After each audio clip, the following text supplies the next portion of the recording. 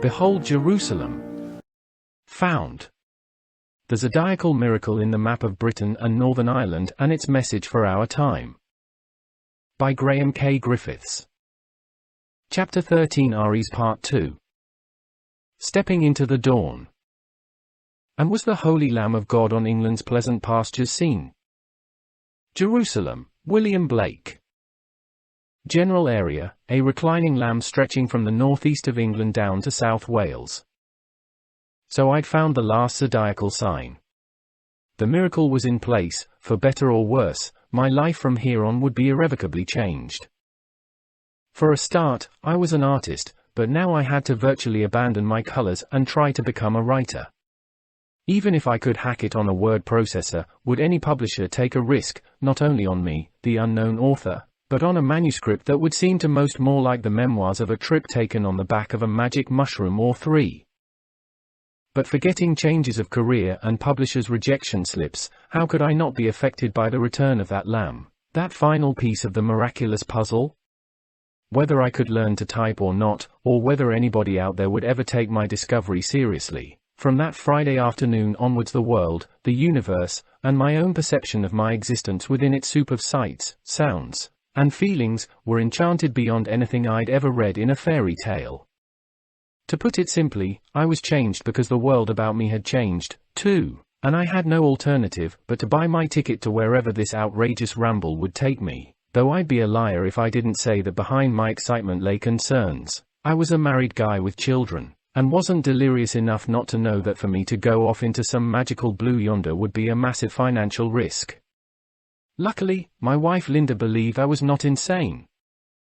Anyway, after buying a word processor, the years of one-finger typing and ongoing research ticked by, and my personal Everest was slowly but surely being scaled. At times I climbed hundreds of feet per day under piercing blue skies, yet there were other days when I'd cling to ledges, where dwindling bank balance and the many worrying consequences of what I had found would have me wishing I'd never left base camp. However, one fine March morning I shouted, "Stuff the bank balance!" and agreed that for the writing up of Aries I would treat myself to renting a secluded cottage among the rolling, lamb-crying pastures of North Devon. After a quiet drive past banks of head-banging daffodils, beneath a blueness that only March can conjure up, I sat at the window of that cottage, high on the spring green back of Pisces. Outside the window, Stravinsky's Rite of Spring was stabbing and leaping in everything. I could sense it in the frenzied slurping of new pink tongues on teats, and the thwack of the biting breeze through shivering catkins. Everything was tremulous to the change in the air, all was becoming re-energized. Expectancy was the word to sum it up. And, though almost impossible to grasp, I was mindful too that if the fish upon which I now sat was for real, it too might be aware of its own forthcoming revelation, against all mankind's powers of reason. This was, though, dependent of course on either the bravery of some publisher I'd yet to find, or, as a last resort, publishing under my own steam. One way or another, the deal with myself was that I'd not rest until I'd birthed the whole wacky thing and presented it to the world. I could then return to my brushes and leave the world to make of it what it would. Warm expectancy and the nearness of journey's end sank me down into the old rose pattern of the armchair.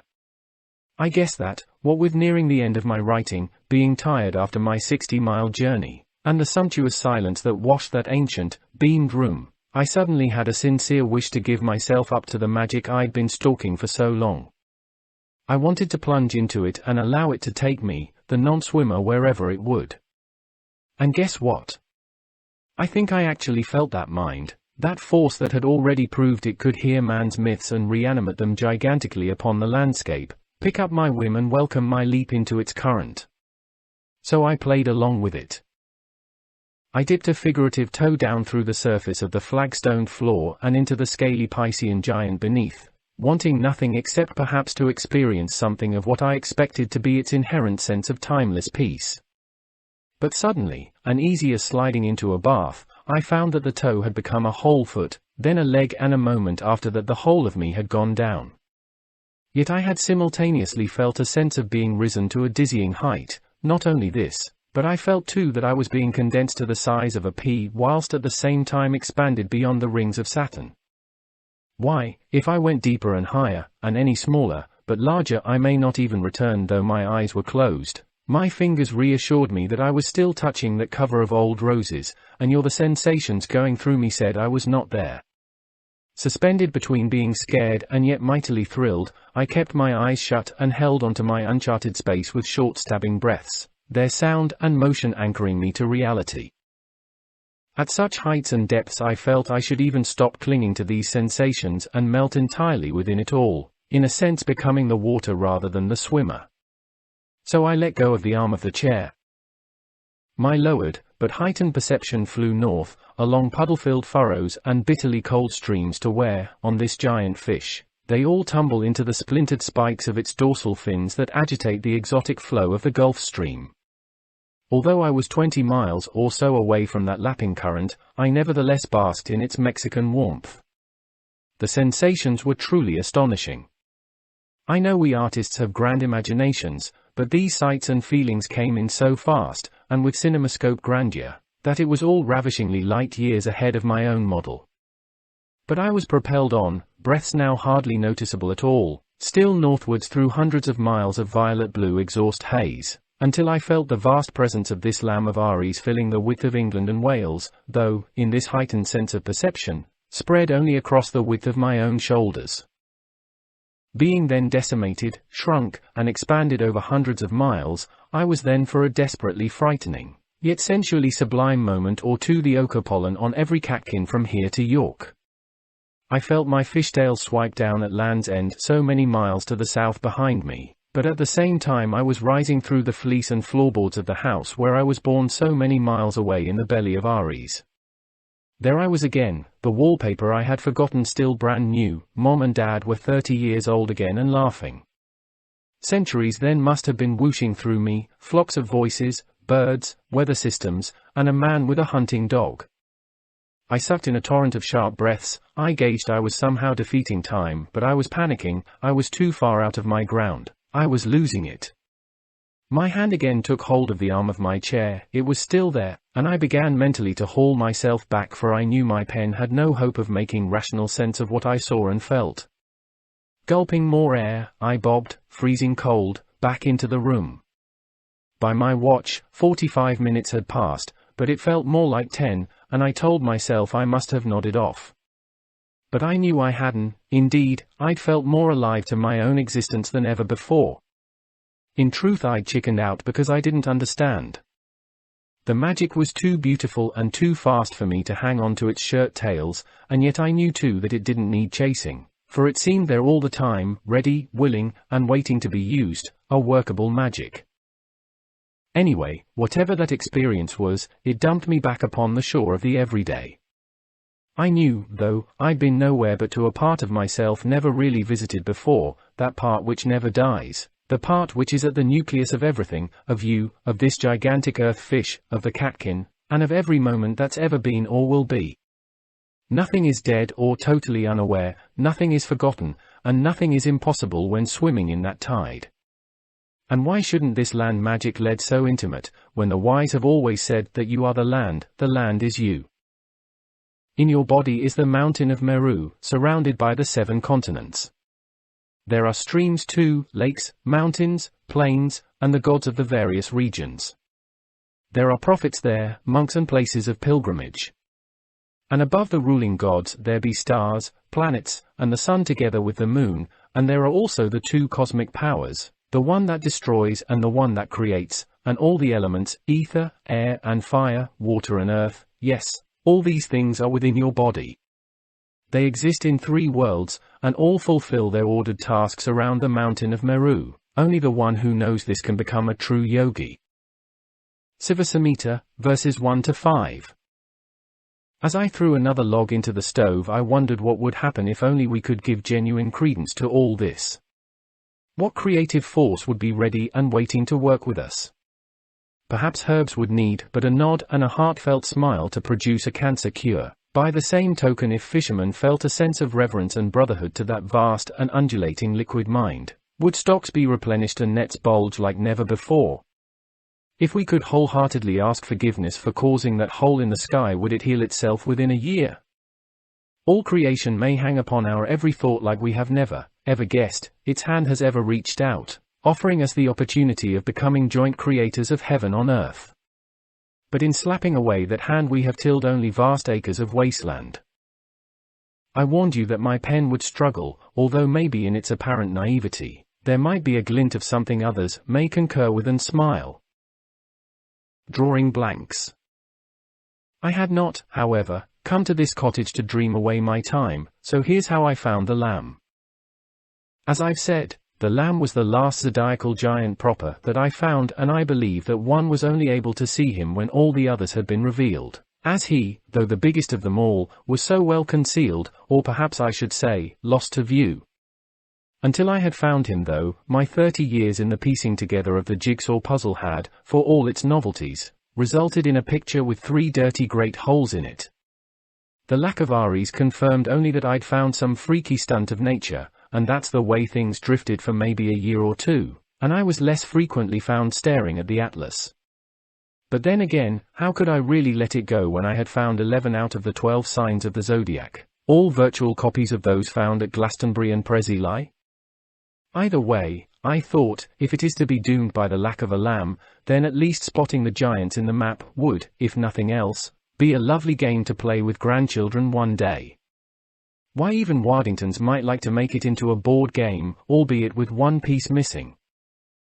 Those frustrating holes, by the way, stood in the eastern corner of South Wales, to the north of the Wash, and the third, one day to surprise me with that griffin, was what I'd thought as that nothingness between Gemini and Aquarius.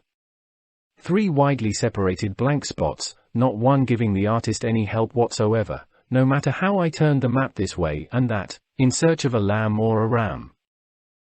It really did seem that disappointment was primed to be the only outcome, and perhaps it was really time to label it all in day-glow pink, a figment of the imagination.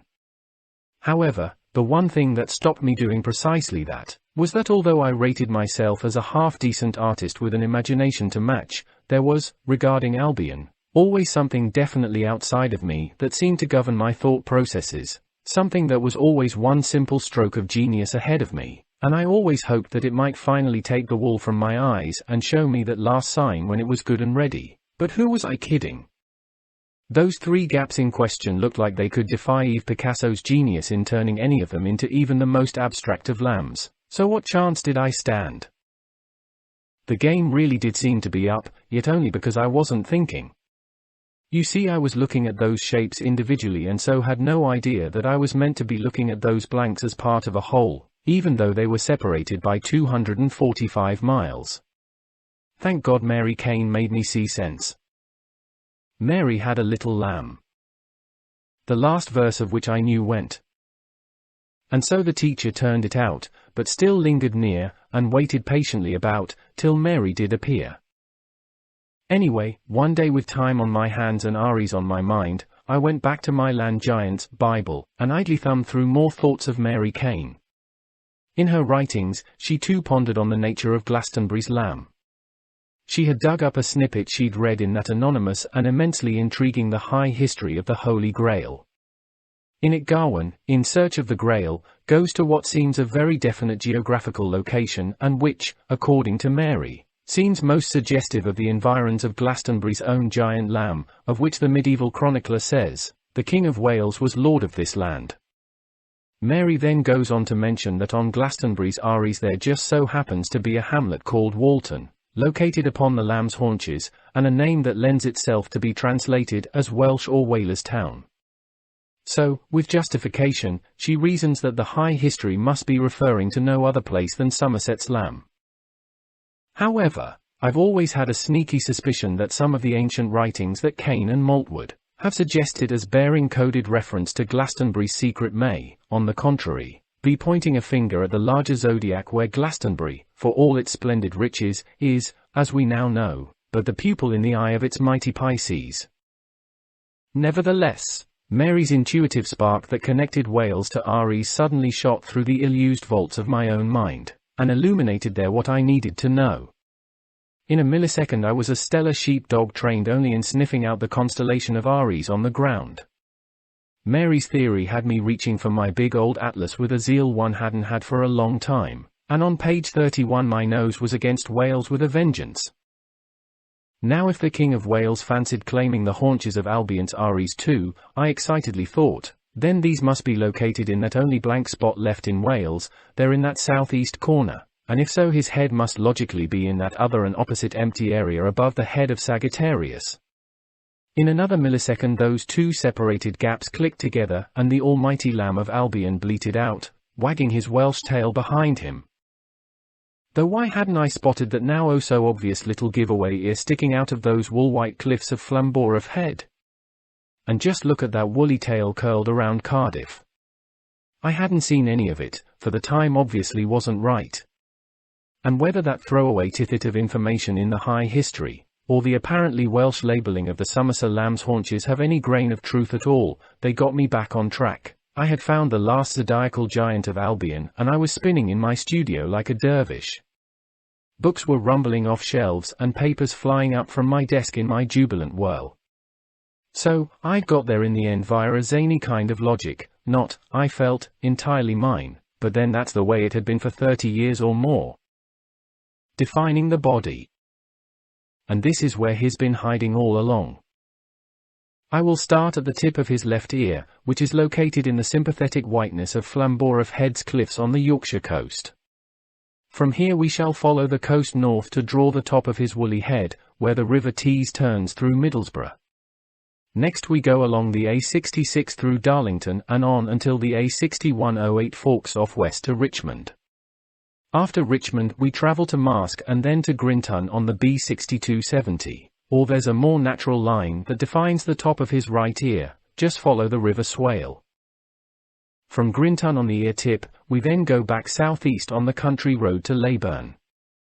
Follow the river you past Marsham, but where the river makes a U-turn, sorry. We'll then proceed on the country road to Kirkby Malsard, then wind down to Rispleth and beyond to Bishop Thornton, seeing, in the distance, Fountains Abbey on the Lamb's Eyebrow. Carry on heading south as though you are making for Hampthwaite, but, just before, jump into the River Nid and allow it to lead you to the A61 where we go south a little way to Killinghall. By doing this, we have just drawn the outside of the right eye. Take the A61 through Harrogate and down to the urban sprawl of Leeds which is on the Lamb's Nose. Sounds like Aries to me. Hurry through Leeds by crossing the River Aire, does its water sing of Aries? Wonderful isn't it, to Morley, Wakefield, and Ackworth where we now take the unnamed, on my map, tributary off the River Ouse. This waterway, along with a county boundary line, draws his chin eastwards to Goole and the River Ouse proper. At Goole follow the river to where it points at the M62 at junction 37, then take the A614 to Holme upon Spalding Moor and beyond on the A613 go through Driffield and Bridlington. Then follow the coastline back to that ear tip of Flamborough Head. The eyes, by the way, can be approximately placed around Fountains Abbey, Bishop Thornton, and Ripley for the right eye, whilst Whitwell on the hill, northeast of York, would be near enough to marking the left. We shall now make our way down the neck starting from Bridlington. Down then to Kingston upon Hull on the A165. And cross the River Humber there to follow the east coast past Grimsby and around that Skegness corner to join the River Welland to Spalding. After this find Sleaford and take a direct route to Partney to complete that tucked up left foreleg. Start the right foreleg, also tucked up, at Spalding on its knee, where the River Glen will define the leg as far as Stamford. Once here it is back on the River Welland to Rockingham. After Rockingham take the A427 to Market Harborough and on to Lutterworth on the tip of its hoof.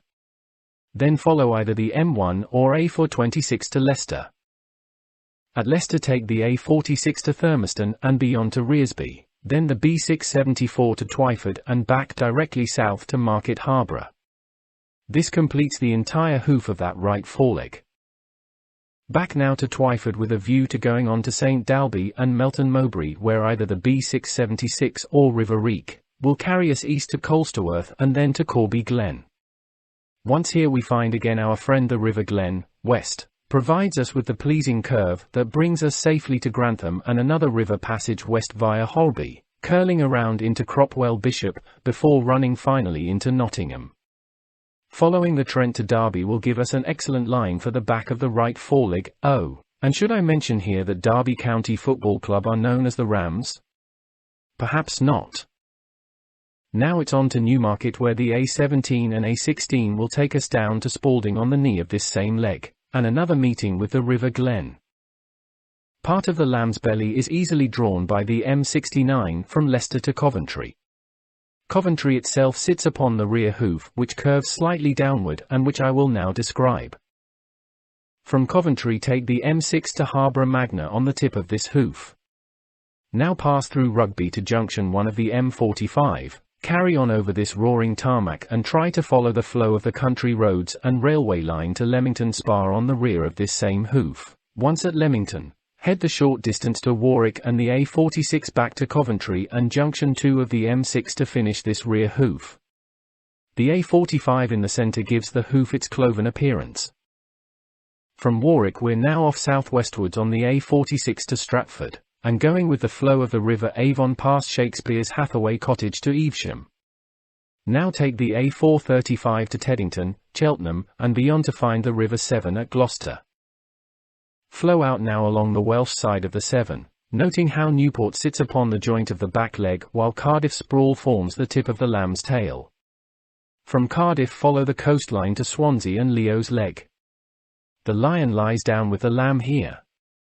At Swansea, though, cross overland for that swiping foreleg and then drop into the River Locher on its other side where the coast of Carmarthen Bay will lead us around the top of the Lamb's tail and into the River Tweed, for we're going into Carmarthen itself. At Carmarthen take the A484 and A486, with a view to joining the A487 at Synodin. Stay on the road until Aberaeron. It's still the A487 but with plenty of coastline, too, to where it touches the A494 near Dolgethly on Virgo's Nipple. Carry on down this same road to Mould, where we need the A550 and A5117 to pick up the M56 north of Chester, which also lines Gemini's upper arm, to junction 11. We now head through Warrington to Golborne on that babe's neck, taking the A580 east and picking up the M62 all the way to Morley at junction 28 and the nose of the Lamb south of Leeds. I said this sign was colossal. We must now finish that rear leg by going back to Coventry on its hoof. From Coventry then, take the M6 to junction 4 on the outskirts of Birmingham. Here we have a score of road alternatives to take us into a slight curve to where the M42 meets the M5 at Bromsgrove. We can either follow the boring M5 to Worcester or be different and take a barge along the Worcester and Birmingham Canal. Once at Worcester we're heading for Great Malvern, then the B4218 and the A449 to Ross-on-Wye. Zigzag with the River Wye itself to Hereford and the A40 to Ludlow. Beyond Ludlow, and just past the Craven Arms, take the A489 for Lydham and drop straight into Offarsdyke west of Churchstoke for a well-earned rest, for that not only completes the line of the rear leg to where it joins the body, but also the Lamb in its awesome entirety. Phew! The last shall come first. Purists will, of course, point out that, in modern zodiacs, Aries actually starts the yearly round rather than bringing up its rear, as it seems to do in Albion's out-of-sequence merry-go-round. But what a merry end it must promise, for the zodiac is a circle and thus the end becomes the new beginning. Just minutes after that midnight sun, the land is trying to assure us that no matter what the upheaval suggested by that grouping of Thetis, Scorpion, Phoenix and Christ are, spring is seen to be just around the corner, dawn will follow the chaos. But don't take my word for it. According to Sesti, the star Alpha Orites in ancient Mesopotamia was known as both Dilka, which means she who announces the dawn, and Dilgan meaning she who is the messenger of the dawn. When I also tell you that this particular star graces the actual head of the heavenly Aries, and that Aries is also supposed to rule the head in medical astrology, you may agree with me that this dawn must be closely allied to a newer way of thinking and perceiving. A change of heads is being called for. And as for Aries bringing up the rear, you should know too that from 4000 to 2000 BC, when Stonehenge was in the building, Taurus was the accepted first sign of the zodiac while Aries was the last. So, in the fullness of time, the last becomes the first in the next turn of the wheel, and those today who see no hope at all may be the first to walk into the most wondrous spring ever to burgeon. The lamb jumps over the ram. Those same astrological purists, however, may also want to question why the land has pushed out from its womb a reclining lamb when everyone knows it should be a ram. Well, blame Mary Kane. She looked at Catherine Maltwood's ram figure and saw in it a paschal lamb trying to get out. But come on, who would choose a battering ram over a lamb as a symbol of spring? Season-wise, Aries does indeed mark the start of spring in the month of March, and surely there can be no better sign than newborn lambs to mark it. Certainly their leaping outside my March window jubilantly endorses that thought. However, please forget what Mary and I think. It's time for you to read for yourself.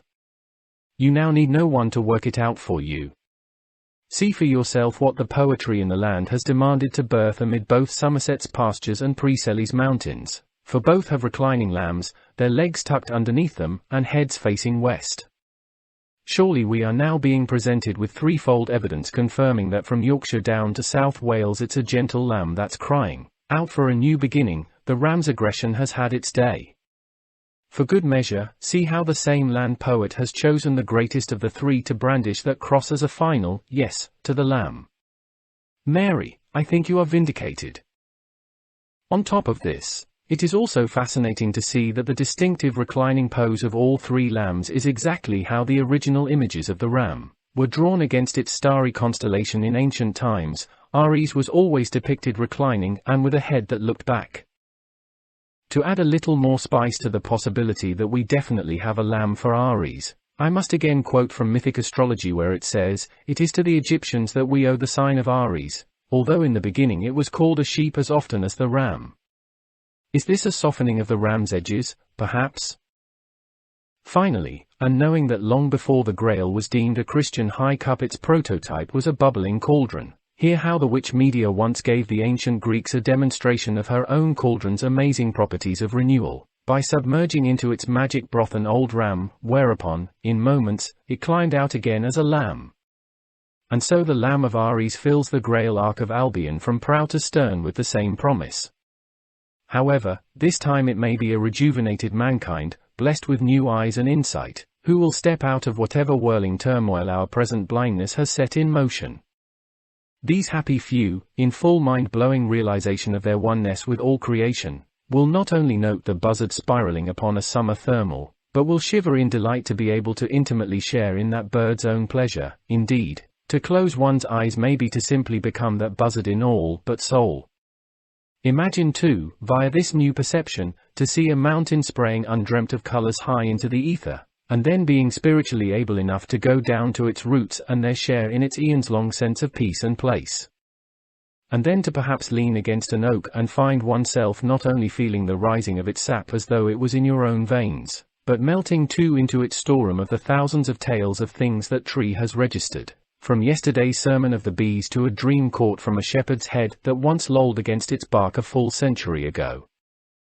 Don't imagine, though, that this new dawn, this paradise on earth, will permit lazy living. There will be no mouths permanently full of grapes or bees without stings allowing fingers to poke into dripping hives. No, earth will still be earth, frosts will still bite noses, the footprints of the fox upon the fresh snow will still run parallel to the red rose stains of his quarry. The wind will still bend trees and snap off their branches, no matter how fine a tale they may tell, and man will still return home most heartily hungry at the end of each day's endeavors to earn his crust, for life will always be gloriously bittersweet.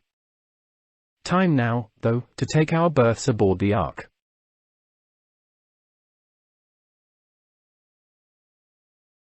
Aries the Lamb. The lamb covers an enormous area of Britain and of course is cut through with all the sedimentary diversity of Albion. However, I must draw your attention to a charming piece of its anatomy, that of its tail down there in southeast Wales. Here the land has built a more perfect tail than the one the surface shows to us. See it curved and wonderfully woolly.